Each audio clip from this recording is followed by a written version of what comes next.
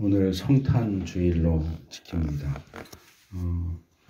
보통 이제 교회들이 성탄절 25일 날 이제 따로 예배를 드리거나 성탄절 2부에도 모임을 갖거나 그렇게 하는데, 저희는 성탄절에 따로 모이지 않고요. 그냥 성탄절이 있는 주일날 성탄주일로 그렇게 지킵니다. 그래서 작년 성탄주일에는 제가 지금 함께 읽은 이사야 9장 말씀 중에 1절과 2절을 흑암을 비추는 빛이라는 제목으로 말씀을 나눴습니다. 원래 설교를 준비할 때는 이사야 9장 1절에서 7절까지를 이제 함께 살펴보려고 했는데 1절, 2절 말씀 살펴보는 것만으로도 시간이 많이 걸려서 어쩔 수 없이 그렇게 내용을 잘랐습니다. 그래서 올해 성탄주일 말씀은 작년 성탄주일 말씀에 이어서 3절에서 5절 말씀을 살펴보려고 합니다. 원래는 이제 6절, 7절을 염두에 두고 이 본문을 선택했는데, 거기 있는 것처럼 한 아이를 하나님이 우리에게 주셨다. 그 아이가 기묘고 모사고 영원하신 하나님, 전능하신 하나님이고 이제 이런 내용들이 이제 예수님 탄생에 대한 선지자의 예언으로 많이 알려져 있기 때문에 이제 그 내용을 중심으로 해서 말씀을 나누려고 생각을 했는데, 이제 6절, 7절 내용을 제대로 이해하려면 1절부터 5절 내용을 알아야 6절, 7절에서 왜 그 이야기를 하는지를 알 수 있습니다. 그래서 이제 배경적인 부분을 다루다 보니까 작년에는 1절, 2절을 했고, 이제 오늘은 이어서 3절에서 5절을 하고, 아마 내년 성탄절에는 이제 6절, 7절을 하게 되지 않을까 이렇게 생각이 되고요.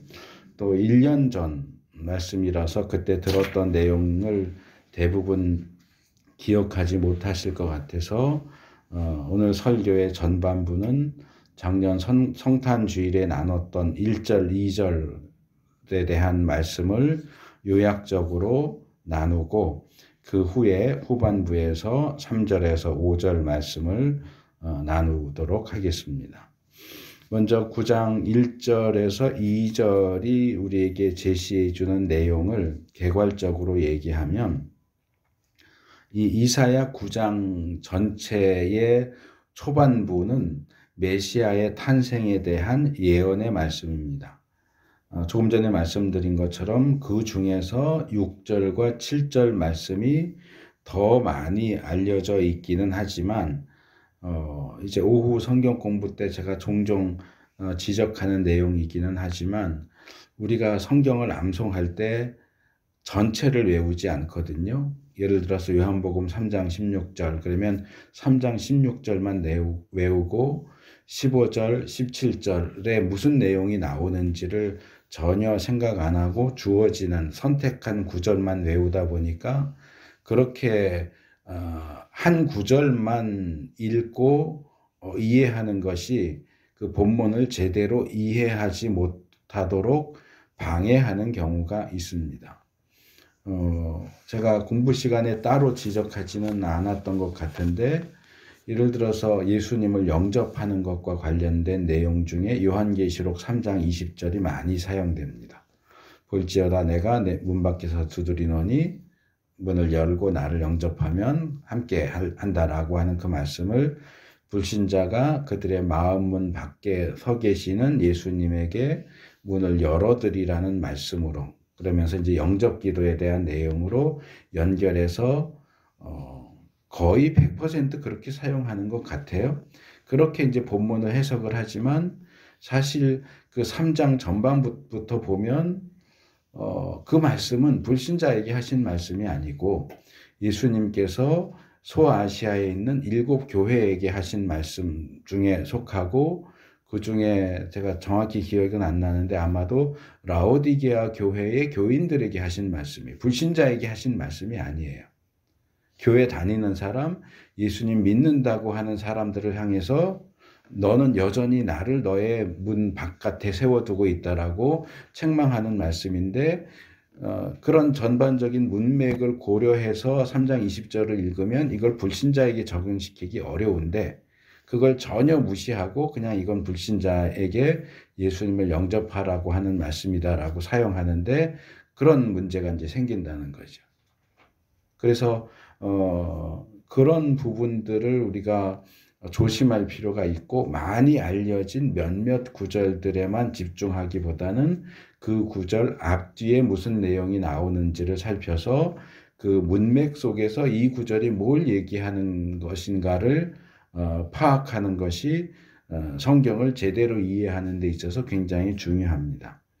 그래서 이 6절, 7절 말씀의 배경이 된다고 할 수 있는 1절에서 5절 말씀을 먼저 자세히 살펴보고, 그 배경 위에서 왜 6절, 7절 아이를 주신다거나 그 아이가 기묘고 모사고 전능하신 하나님이고 영원하신 아버지고 이런 식의 이야기가 나오는가 하는 것을 1절에서 5절을 배경으로 해서 6절, 7절을 읽어야 그때야 이 본문이 얘기하는 내용을 제대로 이해할 수 있기 때문에 어떤 사전 작업으로 앞에 1절, 2절 그리고 3, 4, 5절의 말씀을 살펴보는 시간을 갖는 것입니다. 1절 상반절은 어둠 속에서 고통받던 백성에게서 어둠이 거칠 날이 온다고 선언을 하죠. 이 내용은 어떤 중요한 기준이 되는 사건, 그 사건이 벌어지기 이전과 이후의 상황을 대조시키고 있습니다. 그래서 어떤 중요한 사건이 일어나기 전에는 백성들이 어둠 속에서 고통을 받고 있었는데, 이 사건이 일어나면서 그 어둠이 거칠 날이 오게 된다는 얘기를 하는 겁니다. 그래서 전체 내용을 개괄해서 말하자면, 약속된 구원자 메시아가 오시면 과거의 어둠 속에서 고통과 멸시를 받던 자들에게 더 이상 고통과 멸시와 어둠이 없게 될 것이다 라고 선언하는 내용입니다. 그리고 중반절과 하반절로 넘어가면 좀 더 구체적으로 그 지명과 또 그들이 처해 있는 상황을 제시하면서 그러한 변화의 대상이 되는 도시와 땅이 메시아가 오시는 결과 그 이전과는 정반대의 대조적인 상황으로 변하게 될 것이라고 이야기합니다. 그래서 여기서 우리는 동일한 대상이지만 메시아의 오심을 기점으로 해서 멸시받는 자리에서 존경받는 자리, 명예와 영광을 얻는 자리로 옮겨가고 있다 하는 것을 보게 됩니다. 이런 자리 옮김 또는 상태의 변화는 그들을 찾아오신 메시아의 일하심, 사역하심의 결과입니다. 그리고 이 사실을 우리가 명심해야 됩니다. 상태의 변화에 초점을 맞출 수도 있겠지만, 상태의 변화보다 더 중요한 것은 왜 그렇게 변화되게 되었는가, 변화의 원인이 뭐냐. 메시아가 이 땅에 오셨고, 메시아가 우리의 구원과 우리의 상태 변화를 위해서 굉장히 중요한 일을 해 주셨기 때문에 그러한 변화가 이루어질 수 있었다 하는 사실을 기억할 필요가 있습니다. 성탄절이 매년 지키는 것이기 때문에 매년 반복되죠. 그리고 저처럼 모태신앙으로 어렸을 때부터 교회에 출석했던 사람은 나이 먹은 만큼 성탄절을 지켰어요. 50년이 넘게 매년 성탄절을 지켜왔고, 그러다 보니까 어린아이 때는 성탄절 오는 게 너무 기쁘고 기대되고 그랬지만, 어느 정도 나이 먹으면서, 저 같은 경우는 한 고등학생 때부터 했던 것 같아요. 성탄절 오는 게 뭐 전혀 그냥 매년 오는 성탄절이니까 특별히 기쁠 것도 없고 즐거울 것도 없고 그냥 성탄절이구나 하는 정도. 수준에서 아주 밋밋하게 성탄절도 그렇고 부활절도 그렇고 그런 반복되는 절기들을 아주 무미건조하게 맞이하고 또 나를 위해서 예수님이 오셨다 하는 그 부분에 대해서도 어떤 특별한 기대나 이런 것도 없는 상태로 또 그렇게 오신 예수님이 나를 위해서 어떤 일을 하셨는가 하는 부분에 있어서도 뭐 거의 아무 생각 없이 그냥 성탄절이구나. 눈이 오면 그냥 눈이 오는구나.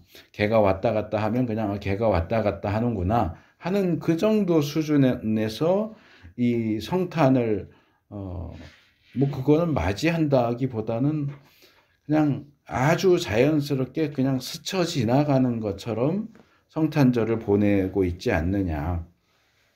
그래서 이 말씀들을 통해서 예수님의 탄생과 우리를 위한 구원 사역에 대한 어떤 기대와 믿음과 소망과 그런 것들을 품을 수 있게 되기를 축복합니다. 그리고 이런 메시아 사역의 대상이 되는 이들을 이 본문에 보면 조금 다른 표현을 사용해서 소개합니다. 그런데 성경적인 배경을 모르는 사람이 보면 이렇게 너무 다양하게 표현이 돼서 이게 어떤 의미를 가지는지 여기 나오는 어떤 지명이나 사람들이 어떤 관계를 가지는지 혼동할 수 있지만 배경적인 내용을 안다면 이건 그냥 같은 동일한 대상을 다양한 표현으로 묘사하고 있는 것이다. 어떤 문학적인 기법이고 사실은 같은 대상을 이야기하고 있다 하는 것을 알 수 있습니다. 여기 이제 갈릴리가 나오는데 갈릴리는 이 이스라엘 영토 가운데 가장 북쪽에 있는 지역입니다. 그래서 이스라엘이 가나안을 정복한 후에 이 갈릴리 지방은 12지파 가운데 아셀 지파, 납달리 지파, 스불론 지파, 이사갈 지파 이 4개의 지파들에게 나누어져서 분배가 됐고 남북 왕국이 유다 왕국과 이스라엘 왕국으로 갈라진 이후에는 이제 북쪽에 있는 북이스라엘의 최북단 땅이어서 지난번에 그 지역의 어떤 지형적인 거 말씀을 드렸죠. 바벨론이 동쪽에 있지만 동쪽에서 곧바로 쳐들어오지 못하고 위로 올라가서 이렇게 타원형으로 길이 그렇게밖에 없기 때문에 그래서 결국 이스라엘 땅을 공격할 때는 북쪽에서 내려올 수밖에 없는 지형이다 그랬어요. 그래서 가장 북쪽에 있는 그 지방이 북쪽에서부터 내려오는 침략을 가장 먼저 그리고 가장 많이 받을 수밖에 없었다는 거죠. 그래서 이스라엘에 정착하고 약 600년 정도의 기간 동안 이 지방은 바벨론, 페르시아, 헬라, 애굽, 시리아 등에 의해서 연달아 정복이 되었습니다. 그리고 그렇게 정복되면서 원래 그 지역에 살던 사람들은 다른 나라로 포로로 끌려가고 다른 나라 사람들이 그 지역으로 이주해 와서 살면서 인종도 섞여버리고 문화도 섞이고 종교도 섞여버리는 혼혈적인 혼합적인 그런 지역. 그러니까 완전히 유대인도 아니고 완전히 이방인도 아니고 유대인과 이방인이 섞여서 종교도 문화도 다 뒤죽박죽 돼버린 그런 지역이었다 하는 겁니다. 그래서 이런 상황 속에서 이 갈릴리 지역을 유대 사람들은 뭐라고 불렀냐 하면 이방 사람이 살고 있는 갈릴리 지방, 지역 이렇게 불렀어요. 그러니까 이스라엘 땅은 이스라엘 땅인데 거기 살고 있는 사람들은 순수한 이스라엘 백성들이 아니고 혼혈이었기 때문에 결국 그곳은 이방인들의 땅이나 마찬가지다 이렇게 부른 거죠. 이사야 9장 1절에 그 표현이 나오고 마태복음 4장 15절에도 그 표현이 나옵니다. 이것은 갈릴리 지역을 굉장히 낮추어서 부르는 멸시적인 표현이에요. 그래서 이 지역과 이 지역 출신 사람들은 순수한 혈통의 유대인들에 의해서 멸시를 받고 천대를 받았습니다.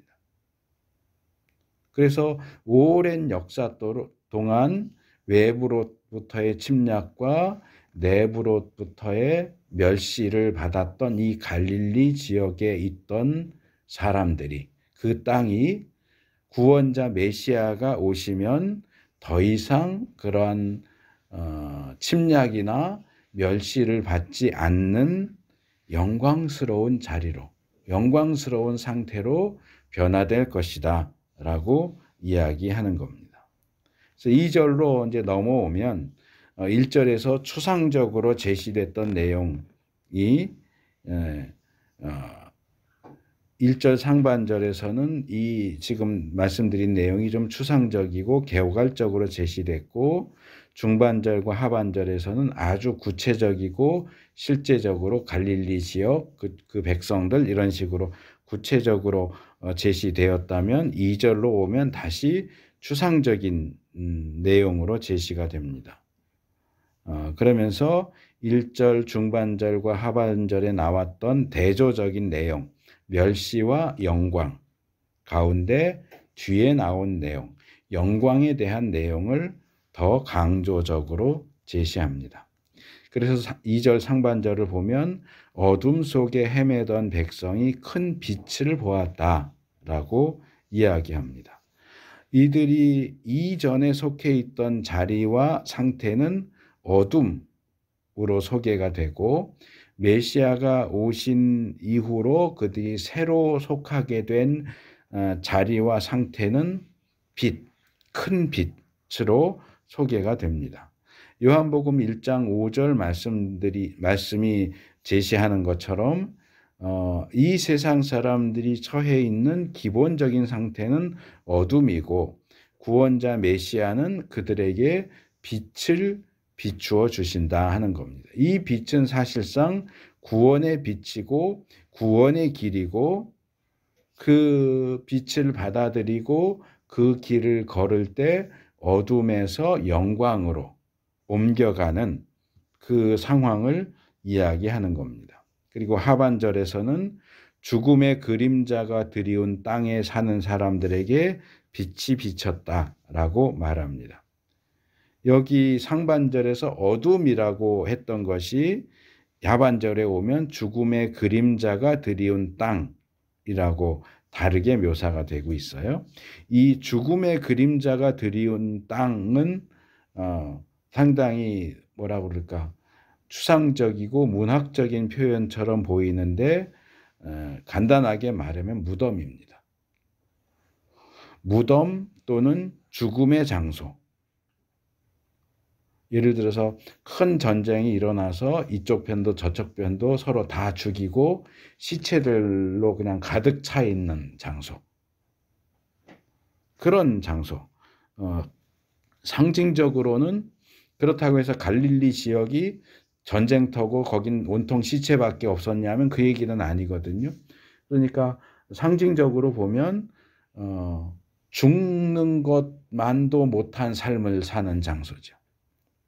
죽음만도 못한 삶을, 죽지 못해서 살고 있는 장소가 갈릴리고, 그 땅에서 죽지 못해서 살고 있는 사람들이 갈릴리 사람들이다.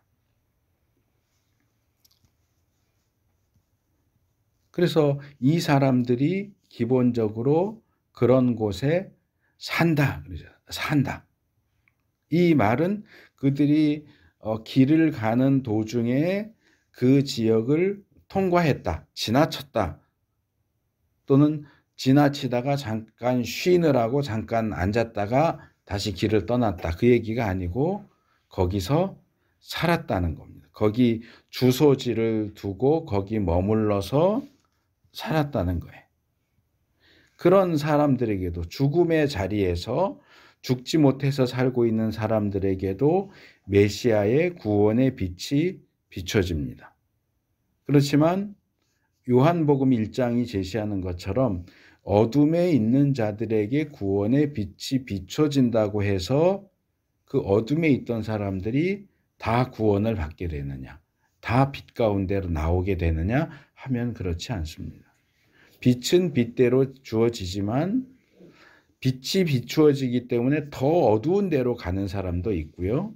예수님 당시의 유대인들은 예수님이 오셔서 빛을 비추어 주니까 자기들이 어두움 가운데 있다는 사실을 깨닫게 되고 어떻게 반응합니까? 그 빛을 죽여버리죠. 계속 어두움 가운데 있기 위해서 누가 불 켰어 하고 불을 꺼버리는 거죠. 그렇기 때문에 빛을 비추어 줘도 다 구원받는 게 아니에요. 구원의 확신과 또 인간과 하나님에서 얘기했던 것처럼 죽고 심판받고 지옥 갈 수밖에 없는 인간들에게 하나님께서 십자가를 통해 구원의 길을 열어두셨지만 구원으로 가는 길이 열려졌다고 이쪽에 있는 사람들이 자동적으로 저쪽 영생이 있고 구원이 있고 심판받지 않는 자리로 자동으로 옮겨가느냐 하면 그렇지 않다는 거예요. 믿고 그 길을 통해서 건너가야 하나님 있는 편으로 건너가야 그 구원이 자기께 되죠. 그렇기 때문에 구원의 빛이 비춰진다고 해서 곧바로 그것이 구원으로 연결되는 것이 아니다 하는 사실을 기억하는 것도 성경 전체의 그 가르침에 비추어 볼 때 굉장히 중요한 기준입니다. 그래서 작년에 제가 이 내용들을 좀 길게 말씀을 드렸고 이 본문 내용에 근거해서 3가지 내용을 제가 적용하고 실천했으면 좋겠다 하고 말씀을 드렸습니다. 첫 번째로 우리가 처해 있는 상황과 관련해서 가장 근원적이고 공통적으로 죄인인 인간, 이 죄인인 인간의 이 땅에서의 고통스러운 삶이 구원자이신 메시아의 오심을 통해서 해결된다. 우리의 문제가 예수님이 오시는 것을 통해서 해결된다는 사실은 천사들이 목자에게 전해주었던 누가복음 2장 10절에 나오는 온 백성에게 큰 기쁨이 될 소식, 기쁜 소식, 복음이죠. 그래서 우리가 모르고 있는 건 아니지만 현재 우리가 처해 있는 상황에 비추어서 이 성탄의 소식이 얼마나 귀하고 얼마나 감사한 기쁨의 좋은 소식인지 다시 한번 생각하는 시간을 가졌으면 좋겠다라고 말씀을 드렸습니다. 그래서 전체적인 것도 있지만 우리 개인적인 부분에 있어서도 우리의 문제와 고통과 어려움이 예수님의 오심을 통해서 해결될 것이다 라는 그 기대를 가지고 성탄을 맞이했으면 좋겠다 하는 겁니다. 둘째로 우리의 기대와 관련해서 영광스럽게 되는 어떤 결과적인 부분만이 아니라 우리를 어둠으로부터 멸시로부터 영광이라는 자리로 옮겨가게 만들어주는 원인이 되는 이 하나님 메시아의 빛을 비춰주심 또 그 중간 과정이라고 할 수 있는 우리가 그 빛을 보고 받아들이고 믿는 그 부분에 더 관심을 가졌으면 좋겠다 하는 겁니다. 예수님 오시면 다 좋아질 거야. 나도 좋아지겠지. 좋아지겠지만이 문제가 아니고 내가 상황이 좋아지게 하기 위해서 예수님이 뭘 하셨는가. 나는 그 예수님에 대해서 뭘 해야 되는가를 더 생각을 해야 한다는 겁니다. 성경은 죽음의 그림자가 드리운 땅에 대한 적절한 해결책은 이 사회가 주장하는 어떤 교육이나 계몽이나 사회 구조를 변경하는 것, 개혁이나 혁명, 정권의 교체 이런 것들을 통해서 이루어지지 않는다. 죽음과 같은 땅에 변화가 오는 것은 오직 하나님의 구원의 은혜를 통해서만 가능하다. 거기에 대한 그 하나님의 은혜를 통해서만이 죄인인 인간들이 근본적인 변화를 갱신을 경험할 수 있고 그것을 성경적인 용어로 말하자면 중생과 거듭남이죠. 그래야 변화가 오는 것이지 죄인인 인간을 아무리 가르쳐봐야 변하지 않아요. 오히려 더 교묘하게 죄를 짓겠죠. 그래서 지금 이 사회에서 많은 사람들이 이야기하는 개혁과 변화의 방법들은 사실 성경이 제시하는 것과는 상당히 거리가 있고 우리 믿는 사람들 가운데서도 혹시 그런 것들에 기대를 걸고 목숨을 거는 사람들이 있다면 주소를 잘못 찾았다. 그것이 어느 정도는 도움이 될 수 있을지 모르지만 근본적이고 원천적인 해결책은 되지 않는다 하는 사실을 우리가 기억할 필요가 있습니다.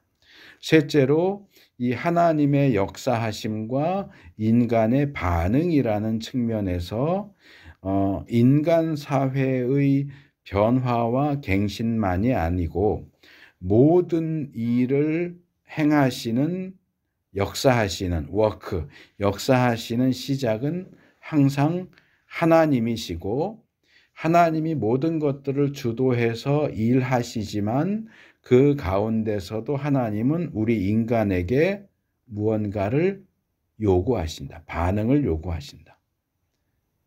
구원을 위한 모든 일을 행하시지만 우리에게 믿음이라는 반응을 요구하시고 하나님의 자녀들이 기도하는 것은 100% 완전히 응답해 주시는 것을 원칙으로 삼으시지만 우리가 기도할 것을 또는 하나님의 뜻대로 구할 것을 요구하시고 승리의 확신, 사죄의 확신, 인도의 확신 모두 같은 방식이에요. 하나님 편에서 하시는 것이 있고 인간 편에 요구되는 반응이 있어요. 그래서 하나님이 모든 일을 하시지만 우리 인간이 손 놓고 아무 일도 안 하고 가만히 있으면 그 역사가 일어나지 않아요. 기도 응답의 역사도 구원의 역사도 승리의 역사도 사죄의 역사도 인도의 역사도 일어나지 않습니다. 그래서 우리 편에서 무엇을 해야 하는가, 우리가 무슨 반응, 어떤 반응을 보여야 하는가 하는 것을 기억해야 됩니다. 그래서 성탄도 하나님께서 우리에게 구원자 메시아를 보내주신 사건도 이런 시각 속에서 이해될 필요가 있습니다. 성탄 자체가 우리에게 구원과 영광을 주지 않습니다. 우리가 믿음으로 반응할 때 그 성탄이 비로소 의미 있는 것으로 우리에게 다가옵니다. 그래서 우리가 매년 돌아오는 성탄이지만 우리 속담 중에 소 닭 보듯이 한다 그런 표현이 있는데 성탄절이 됐든 부활절이 됐든 교회가 지키는 절기들이 몇 가지 있는데 그것이 매년 반복되니까 그냥 소가 닭 보듯이 아무 생각 없이 그냥 성탄절이구나, 부활절이구나, 감사절이구나 이러면서 지나칠 것이 아니고 우리가 거기에 믿음으로 반응해야 그 절기들과 그 절기들이 의미하는 하나님의 일하심이 살아있고 의미 있는 것으로 우리에게 다가오기 때문에 성탄도 우리가 그렇게 받아들일 수 있기를 바랍니다. 자, 이제 3절에서 5절 말씀을 나누도록 하겠습니다. 1절과 2절이 메시아를 통해서 주어질 구원과 은혜를 어둠의 땅에 큰 빛이 비쳤다라고 요약했다면 3절에서 5절 말씀은 그런 구원과 은혜에 대해서 기뻐하고 즐거워한다. 제가 여기서 이제 이것을 권유형으로 바꿔서 오늘 설교 제목으로 기뻐하고 즐거워합시다. 이렇게 바꾼 건데요. 기뻐하고 즐거워한다라고 요약을 합니다. 그래서 1절과 2절이 성탄의 의미와 결과를 우리에게 제시해 준다면 3절에서 5절 말씀은 성탄을 대하는 우리의 태도가 어떠해야 하는가를 제시해 주는 말씀이다. 이렇게 말할 수 있습니다. 먼저 3절에서 선지자는 메시아의 탄생이 얼마나 기쁘고 즐거운 것인지를 이야기합니다. 상반절에서 선지자는 하나님을 향해서 하나님, 주님께서 그들에게 큰 기쁨을 주시고 그들을 행복하게 하셨습니다. 라고 고백을 하죠. 여기서 그들이라고 하는 것은 1절과 2절에서 언급되었던 어둠 속에서 고통받던 백성, 옛적에 멸시를 받게 버려두셨던 스불론 땅과 납달리 땅, 서쪽 지중해로부터 요단강 동쪽 지역과 이방 사람이 살고 있는 갈릴리 지역, 어둠 속에서 헤매던 백성, 죽음의 그림자가 드리운 땅에 사는 사람들을 가리킵니다. 여러 가지 내용을 그냥 한마디로 그들로 이렇게 묶어버린 거죠. 그리고 1절, 2절에 나왔던 어둠이 거치게 된다, 영화롭게 된다, 큰 빛을 본다, 그들에게 빛이 비춰진다 라고 하는 것을 기쁨과 행복이라고 하는 두 개의 단어로 요약합니다. 그래서 이 내용을 5절, 6절에 나오는 메시아의 오심, 5절, 6절이 아니고 6절, 7절이죠. 6절, 7절에 나오는 이 메시아의 오심, 즉 성탄과 연결시켜서 읽으면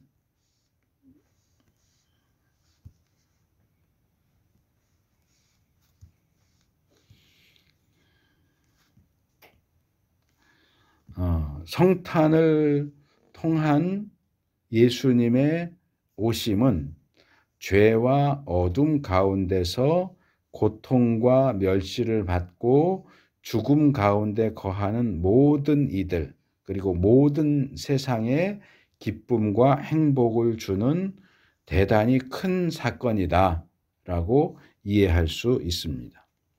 하반절에서는 이런 기쁨과 행복에 사람들이 어떻게 반응하는지를 이렇게 얘기합니다. 사람들이 곡식을 거둘 때 기뻐하듯이 그들이 주님 앞에서 기뻐하며 군인들이 전리품을 나눌 때 즐거워하듯이 그들이 주님 앞에서 즐거워합니다. 여기서 선지자는 기쁨과 즐거움을 얘기하면서 기쁨은 곡식을 거둘 때의 기쁨과 즐거움은 전리품을 나눌 때의 즐거움과 비교하고 있습니다. 한 해 동안 수고했던 농부가 자기 수고한 결과로 곡식을 추수하면서 기뻐하는 모습, 길고 힘든 생명의 위협을 받는 그런 전투의 결과 승리해서 전리품을 얻고 나누는 군인들의 즐거움, 이것들은 사실 직접 경험해 보지 못한 사람은 제대로 알 수 없는 내용이기는 하지만 꼭 농부와 군인이 아니라고 할지라도 우리가 오랜 시간 동안 들인 노력과 고난 끝에 기대했던 것 이상의 성과를 얻어본 사람이라면 누구라도 그 기쁨과 즐거움을 이해할 수 있을 겁니다. 성탄이 우리에게 기쁨과 즐거움을 준다는 사실을 모르는 사람은 없을 겁니다. 문제는 우리가 정말 성탄을 통해서 그런 기쁨과 즐거움을 느끼고 누리느냐 하는 거라고 생각합니다. 그런데 우리가 이제 너무 자주, 너무 많이 성탄절을 지내봤기 때문에 이제는 밋밋하고 무덤덤한 반응을 보이는데도 불구하고 성경은 주님이 나신 것을 기념하는 성탄은 분명히 기쁘고 즐거운 날이라고 이야기하고 있다는 겁니다. 그리고 예수님을 믿는 우리는 믿지 않는 이들이 성탄절을 맞이하면서 기뻐하고 즐거워하는 것과는 또 다른 의미에서 진정으로 기뻐하고 즐거워하는 반응을 보일 수 있어야 한다는 겁니다. 그리고 이 기쁨과 즐거움이 모두 주님 앞에서 하는 행동으로 묘사되고 있다 하는 것도 기억할 필요가 있습니다. 그러면 주님 앞에서 기뻐한다 또는 주님 앞에서 즐거워한다 하는 것은 어떻게 하는 걸까요? 어떻게 기뻐하고 어떻게 즐거워하는 것이 주님 앞에서 기뻐하고 즐거워하는 것일까요? 이 부분은 장소적인 측면도 분명히 있는 것 같아요. 제가 지금 내년 5월 첫 번째 주일 설교를 준비하고 있는 중인데 출애굽기 23장에 나오는 14절, 15절, 16절인가 거기 이스라엘이 지켜야 할 3대 절기에 대한 내용 지금 이제 거의 준비가 끝나서 이제 마무리 단계에 있는데 거기 이런 내용이 나와요. 하나님이 이스라엘에게 이런 요구를 하십니다. 이스라엘 백성들 너희는 1년에 3번 절기를 지켜라. 무교절과 맥주절과 수장절을 지키는데 1년에 3번 이 절기를 여호와 앞에 나와서 지켜라. 그러니까 그 당시에는 성막이겠죠. 성막 또는 좀 시대가 지나면 성전. 우리 시대로 말하면 교회가 되겠죠. 물론 교회가 성전인 건 아니지만 우리가 하나님 앞에 모이는 장소라고 생각을 하면 크게 차이가 없을 겁니다. 그래서 제가 그 내용을 준비하는 가운데 비대면 예배에 대한 내용을 좀 준비를 했어요. 요즘 이 시대와 여러 가지 내용들과 관련해서 왜 이스라엘 백성들이 이 3대 절기를 지켜야 되는데 그 절기를 그냥 자기 집에서 지키면 안 되고 굳이 성막과 성전이 있는 곳에 가서 지켜야 할까요? 성막 또는 성전이라고 하지만 그 본문은 내 앞에 나와라 얘기하세요. 내 앞에 나와라. 우리가 하나님을 섬기는 데 있어서 중요한 것 중에 하나가 나의 방식으로 하나님을 섬기는 것이 아니라 하나님이 원하시는 방식으로 하나님을 섬겨야 된다는 거예요. 지난주에 10계명 중에 1, 2, 3계명 제가 말씀을 하면서 하나님을 하나님답게 대우해야 된다라는 말씀을 드렸는데 성경 전반이 우리에게 가르치는 게 그거예요. 하나님은 하나님이 원하시는 방향과 방식이 분명히 있어요. 그것을 하나님의 백성들에게 너희가 나를 섬길 때는 이렇게 해라고 제시를 해주신 것이고 인간은 하나님이 제시한 방식을 따라야지 하나님이 제시한 방식이 뭔가 복잡해 보이고 거추장스러워 보이고 별로 효과가 없어 보인다고 해서 우리 생각에 더 효과가 있어 보이고 더 쉽고 더 간단해 보이는 방식을 선택해서 하나님이 제시하신 방식을 무시하고 우리의 방식대로 하나님을 섬긴다라고 할 때는 하나님 결코 우리의 섬김을 받지 않으세요. 그래서 이 부분도 마찬가지. 주 앞에서 기뻐한다는 것은 구약식으로 말하면 성막 앞에 모여서 성전 앞에 모여서 제사드리고 찬송하고 기도하고 하면서 하나님이 주신 구원과 은혜를 기뻐하고 즐거워하라는 얘기입니다. 물론 이것을 구약적이고 어떤 공간적인 개념을 빼고 이야기한다면 우리가 하나님 앞에 감사와 찬양을 통해서 기뻐하고 즐거워할 수 있다. 이렇게 말할 수도 있겠죠. 그런데 이 두 가지 부분은 지금 같은 시대에는 더 적절하게 조화를 이룰 필요가 있다고 생각이 들어요.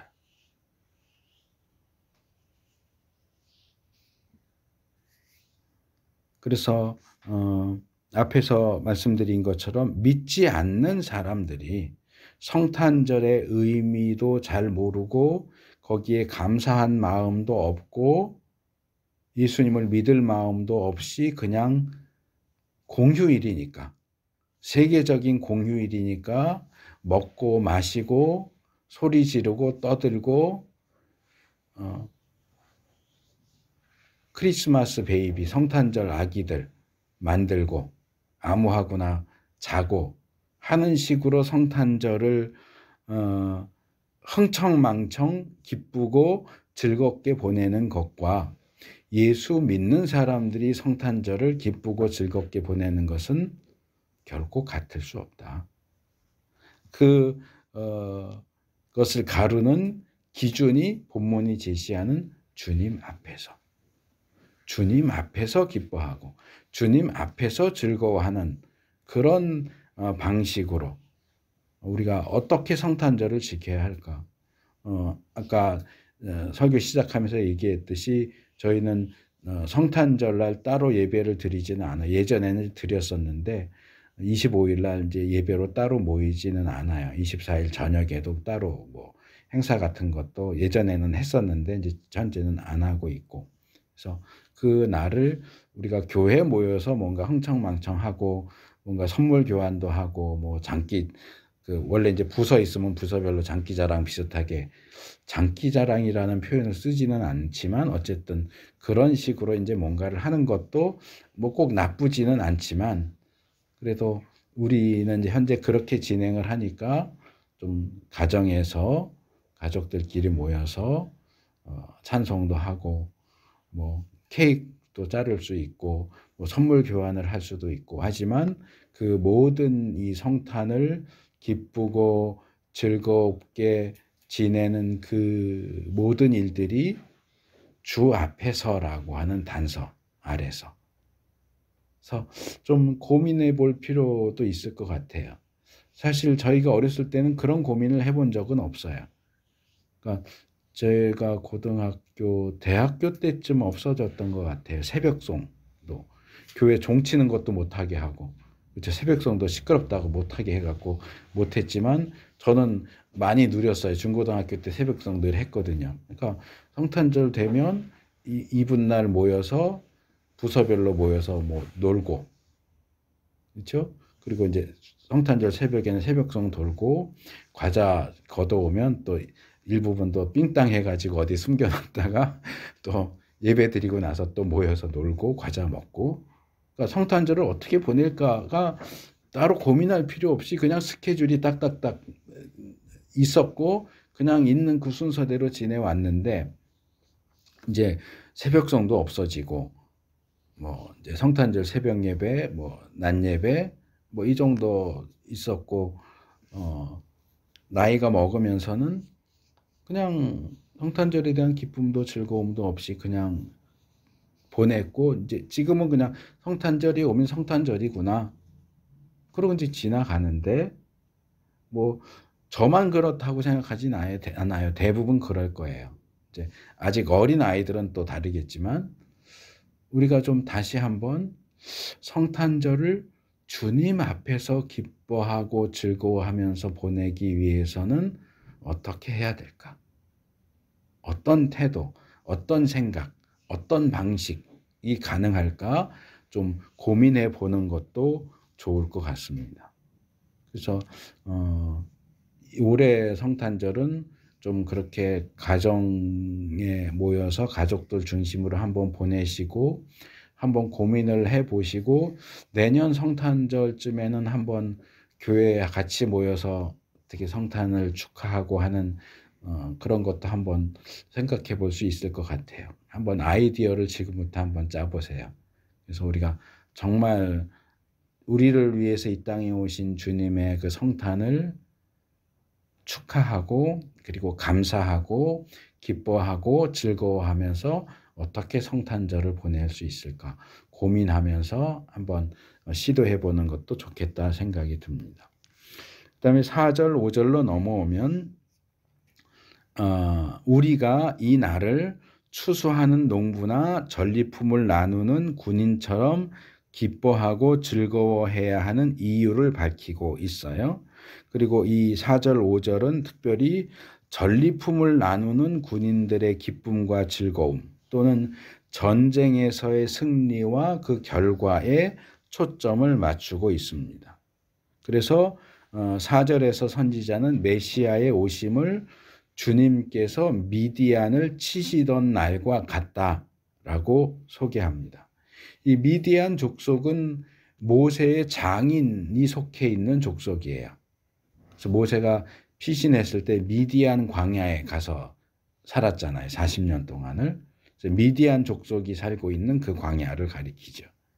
그래서 출애굽 초기에 이스라엘과 좋은 관계를 맺었지만 얼마 지나지 않아서 이스라엘을 대적하고 바알보올 사건 때 미디안 사람들이 같이 이스라엘을 대적하는 위치에 있었고 그래서 이스라엘이 미디안을 공격하는 그런 일들도 있었고 그 이후에 이스라엘 역사 속에서도 종종 이스라엘과 충돌했던 족속이 미디안 족속입니다. 그런데 이제 성경을 살펴보면 이스라엘과 미디안이 크게 전쟁을 했던 대표적인 경우는 두 가지가 있습니다. 하나는 조금 전에 말씀드렸던 바알부올 사건인데요. 출애굽 이후에 모압 왕 발락과 미디안 장로들이 협력해서 이스라엘을 저주하고 이스라엘 남자들을 유혹해서 우상을 섬기게 하는 이 바알부올 사건이 일어났고 민수기 22장과 25장. 그래서 그것 때문에 이제 민수기 31장에 가면 미디안 족속을 공격하고 전쟁을 하는 내용이 나오고요. 두 번째는 사사 기드온 시대에 미디안 족속이 몇 년 동안 이스라엘 백성을 압제하고 그랬던 사건이 있습니다. 사사기 6장에서 8장이 그 내용을 다룹니다. 그런데 이제 오늘 본문 중반절 이하를 보면 이 전쟁을 통해서 하나님께서 그들 이스라엘을 내리누르던 멍에를 부수시고 그들의 어깨를 짓누르던 통나무와 압제자의 몽둥이를 꺾으셨다라고 얘기하는 것을 볼 때는 바알볼 사건 쪽이 아니고 기드온 때의 사건, 기드온 때 이스라엘 백성이 미디안의 압제를 받았고 기드온을 통해서 미디안을 물리쳤던 사건을 가리키는 것으로 보입니다. 또 이사야 본문 뒤에 나오는 조금 더 뒤에 나온 10장 26절에도 만군의 주님께서 오렙 바위에서 미디안 사람을 치신 것 같이라고 하는 표현이 나오는데 그 내용 오렙 바위에서 미디안 사람을 치셨다 하는 것도 기드온과 관련된 내용이 있거든요. 그래서 사사기 6장 1절에 보면 이스라엘이 미디안에 의해서 7년 동안 고통을 당하고 압제를 당했다라고 하는 이야기를 하는데 그 7년 동안의 압제로부터 해방된 기쁨과 즐거움을 굉장히 큰 것으로 제시하고 있다 하는 걸 알 수 있습니다. 근데 우리 민족은 일제 지배를 36년 동안이나 받았잖아요. 7년이 아니고 36년 동안이나 압제를 받다가 해방된 경험이 있기 때문에 본문에 주님께서 미디안을 치시던 날을 주님께서 일제 통치 36년에서 우리를 해방시키신 날 이렇게 바꿔서 읽어도 그렇게 읽으면 더 실감나게 그 기쁨과 즐거움을 느낄 수 있을 겁니다. 그런데 사실상 이 성탄의 기쁨과 즐거움은 7년이나 36년이나 그 정도가 아니고 우리의 인생 전체를 사탄에게 종노릇하면서 고통받던 곳에서 풀어주신 사건이다. 더 놀라운 사건이고 7년의 압제, 36년의 압제에서 해방된 것보다 더 큰 기쁨과 즐거움을 느낄 수 있어야 하지 않겠느냐. 5절에서 선지자는 이스라엘을 침략하고 압제했던 미디안의 결말을 소개합니다. 그러면서 하나님께서 미디안을 치신 결과 침략자의 군화와 피 묻은 군복이 모두 땔감이 돼서 불에 타 없어질 것이다 라고 또 그렇기 때문에 기뻐하고 즐거워한다고 얘기합니다. 근데 여기 좀 자세히 보시면 4절에서는 이스라엘의 대적을 미디안이라고 분명히 얘기했는데 5절로 나오면 미디안이라고 얘기 안 하고 침략자라고 되어 있어요. 그래서 오히려 4절에서는 그 대적이 누군지가 분명한데 5절로 넘어오면 오히려 좀 대적의 정체가 희미해지고 흐릿해지는 것을 볼 수 있습니다. 사실 이스라엘의 수천 년 역사 가운데 그들을 침략했던 침략자들이 미디안만 있었던 건 아니거든요. 우리나라가 이 반도라는 지정학적인 위치 때문에 대륙에서 바다로 진출할 때 또는 일본이 대륙으로 진출할 때 꼭 그 통로 중간 다리가 돼서 이쪽에서도 치이고 저쪽에서도 치였던 것처럼 이스라엘도 지정학적인 위치가 우리랑 비슷해요. 거기는 반도 있고 바다 있고 이런 건 아니지만 이 아수르나 바벨론이 애굽으로 가려면 이스라엘 땅을 거칠 수밖에 없고 애굽이 북쪽을 정벌하기 위해서는 이스라엘 지역을 거쳐서 올라갈 수밖에 없는 거기도 다리 같은 위치에 있는 그런 지역이었기 때문에 항상 남쪽에서는 애굽, 북쪽에서는 시리아, 아시리아, 바벨론 또 주변에 있는 여러 민족들 블레셋, 에돔, 암몬, 모압, 두로, 시돈 그래서 늘 두들겨 맞는 그런 형편이었다 하는 겁니다. 그래서 이 부분을 저는 이제 구약의 시편을 연구하다 보면 그런 내용이 나오고 제가 몇 번 말씀을 드렸던 것 같아요. 어떤 개인이 특별한 상황 속에서 예를 들어서 누군가가 아무개가 A라는 사람이 나를 너무너무 미워하면서 여기저기 다니면서 나에 대한 험담을 하고 나는 아주 죽어마땅한 죄인인 것처럼 그렇게 만들어 버렸어요. 그래서 너무 속상해서 하나님 A가 나에 대해서 이렇게 합니다 하면서 기도하면서 시를 썼는데 이게 시편에 들어오면 이게 A가 없어지고 나의 원수가 이렇게 그냥 흐릿하게 돼버려요. 왜냐하면 시편은 이스라엘 공동체가 하나님 앞에 찬송하고 기도하기 위한 말하자면 기도문 같은 거란 말이에요. 그런데 여기 이 시를 쓴 B라는 사람과 이 B를 괴롭히는 A라는 사람 이름이 딱 들어가 있으면 이건 그 사람 얘기지 그 시편을 보는 다른 사람들 얘기가 아니란 말이에요.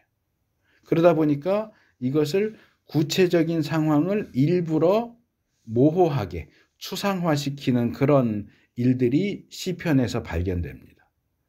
물론 표제에서 뭐 이렇게 자세한 상황을 소개해 주기도 하지만 시편 본문 자체로 들어가면 구체적인 상황이 일반적인 상황으로 조금 더 모호화되고 애매하게 바뀌는 경우를 보게 되는데 지금 이 경우도 마찬가지인 것 같아요.